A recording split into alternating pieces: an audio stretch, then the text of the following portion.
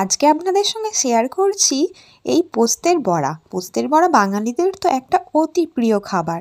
তো পোস্তগুলোকে প্রথমে মিক্সিতে দিয়ে হালকা একবার দুবার পাক দিয়ে নেওয়ার পর এতে সামান্য একটা কাঁচা লঙ্কা দিয়ে আর একটু জল দিয়ে ভালো করে পেস্টটা বানিয়ে নিতে হবে এই রকম ধারা।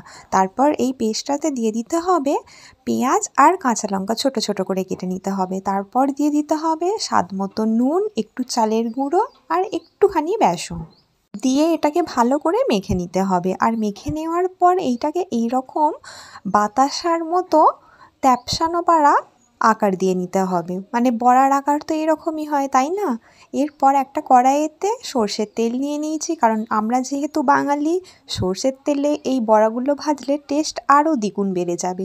আস্তে আস্তে বড়াগুলো ছেড়ে দিতে হবে। দেওয়ার পর খানিকক্ষণ পর এইরকমভাবে উল্টে পাল্টে ভেজে নিতে হবে। ব্যাস, তাহলেই রেডি হয়ে গেল পোস্তের বড়া।